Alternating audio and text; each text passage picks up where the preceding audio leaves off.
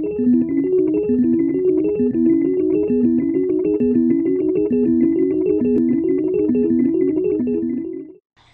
I'm Roxanne People, and gaming news is still pretty scarce from E3, so I'm going to be doing etymology this week. And I was supposed to do a video last week, but I was also supposed to be taking a break last week, so basically I don't care. This episode I'm going to be talking about the word touché and Hitler. Touché is the past present form or past participle of the French word toucher, which means to touch. The word was first used in 1904 in fencing. In fencing, the way a point is scored is by touching the opponent with a sword. So every time a player is able to best their opponent during a match, the ref will call out touch, or in France, touché. You can kind of see where I'm going with this. The modern sense of touché is when you make an argument and someone makes a counter argument and you have no comeback to that because they've actually made a very valid point. Then you would say touché. For example, someone could say Isaac Clarke is a badass because he always survives necromorph attacks, to which I would say, yeah, except that he's completely insane. And then the other person would go, touché. This episode's internet idiom is Hitler as a source of comedy, not just like regular Hitler, because he's an asshole. In order to better understand how this progressed, I'm going to start from the very beginning when Hitler was first parodied in the United States, which was during a Three Stooges episode called You Nazi Spy. In the episode, the Stooges go and take over this fake country or whatever, and they start acting like Hitler basically. And it's just a big parody to make Hitler look evil and see how he's all corrupt and stuff. And a lot of people argue that this was just a ploy to get Americans to understand that we needed to get into the war. For the most part, that was probably true, as all the following parodies of Hitler during the war were just basically ploys to get Americans to support the Allies and also to sell war bonds and different things like that.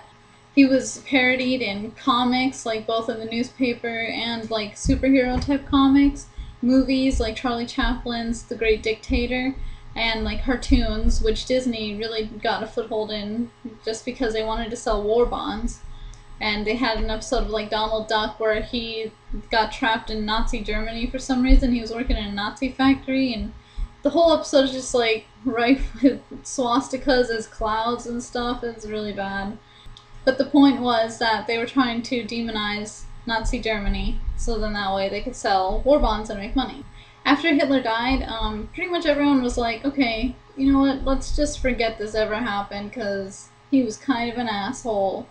And Hitler basically disappeared for 20 years out of everything. I mean, sometimes he would be the butt end of jokes and stuff, or sometimes he would be in the subject of certain articles and whatever, but he really basically disappeared from the media for about 20 years until Mel Brooks's The Producers came out. And this movie made Hitler the subject of a play within a play called Springtime for Hitler, a gay romp with Adolf and Eva at Berchtesgaden.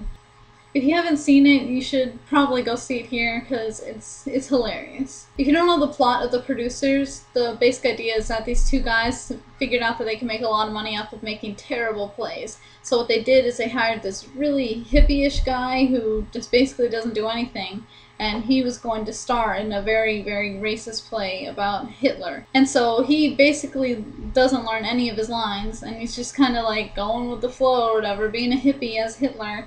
And everyone thinks it's a parody just because it's hilarious. And he's saying basically his lines, but he's just not saying them verbatim, so it's kind of hippie-ish Hitler. You know, he's being a swinging dude and whatever, and you really should see it here. But the point is that that really brought Hitler back as something okay, we can talk about this now again. We can make fun of this, it's okay. And that really opened the door for parodies of Hitler to be done on shows like Monty Python, Tom and Jerry, The Simpsons, and I think that this is really where we can credit the jump-starting of parodying of Hitler again. One of, if not the first wide-scale appearances of Hitler on the internet was the formation of Godwin's Law, which states, as an online discussion grows longer, the probability of a comparison involving Nazis or Hitler approaches 1. Mike Godwin, the guy who wrote this law in 1990, went on to say that once Hitler or Nazis have been introduced into the conversation is over, and whoever mentioned it forfeits an argument if there was one. From there, Hitler just kind of floated around the internet until 2006 when Cats That Look Like Hitler was founded. It started out with a Dutch journalist, Koos Plicht, who set out to form a website where he could showcase cats that, well, look like Hitler.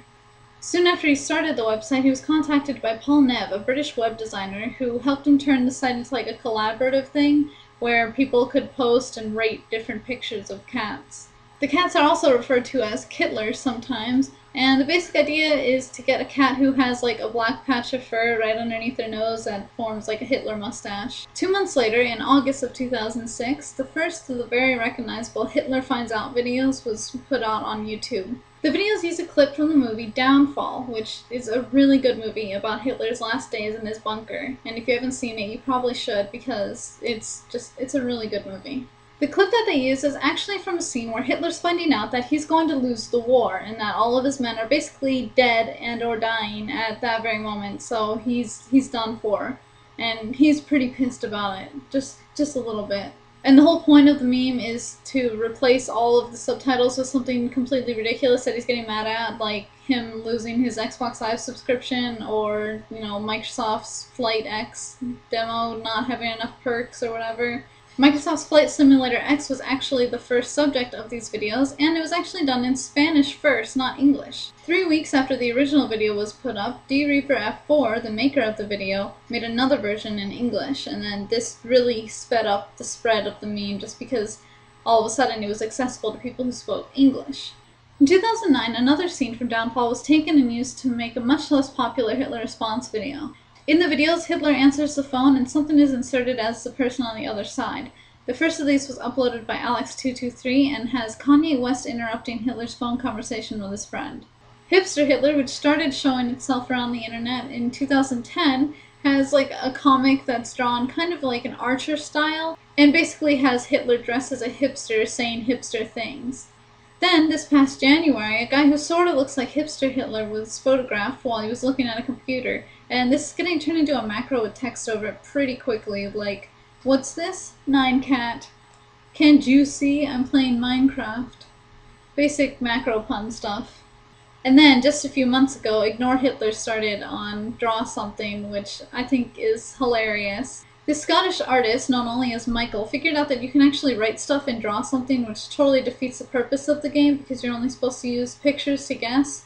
So what he did was he started drawing Hitler into his categories and then writing Ignore Hitler and then pointing to whatever is the actual subject of his draw something. And then he started posting it on his Tumblr. You can check out his Tumblr by clicking the link below. So why Hitler? Why do we make fun of him? Well, first of all, he's someone that is kind of frightening just because of what he did. I mean, I know he's dead and everything, but what he did is still frightening. And every time we're frightened about something, it's just natural for us to make fun of it and turn it into something ridiculous. Secondly, he just totally embodies internet trolls and people who are completely ignorant on the internet. It's not really like a big secret that everyone who has no idea what they're talking about will eventually hop to Hitler or Nazis as a comparison for the other side of the argument of whatever they're arguing for. I mean, now that the internet has kind of evolved a little bit, people just say even worse and horrible things whenever they're wrong and they don't have a valid argument. But it's the same damn song. I mean, oh, I don't know what I'm talking about, so I'm going to yell and get angry and call you names. And Hitler wasn't really the most likable guy to begin with anyway.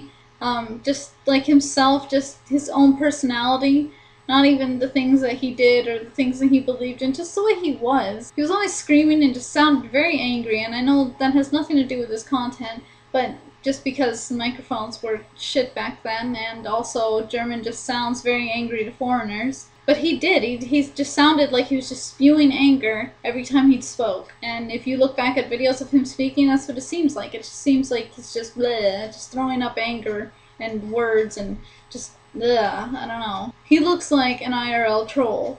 I mean, he was quick-tempered, he was selfish, he thought he was better than everyone else, and he was obviously ignorant as, the fact that Jews don't cause poverty has come to light in recent years. Not to mention, he might have been insane and even gay, which back during World War II time was basically being a sex freak.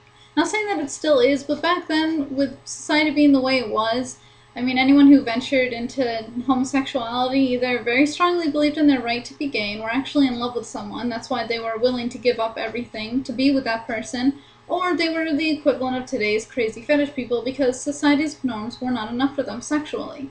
I'm gonna say, just based off the thousands of gays that Hitler killed, he was the latter, so, yeah, he was probably insane, just a little bit. And not even just because of his evil, let's kill all the Jews thing, just like normally insane. And that's it. I hope you guys enjoyed this video, and if you want to see my other etymology video where I talk about shenanigan and that really rustled my jimmies, you can click the link here and go see it. Till then, I guess I'll see you guys later.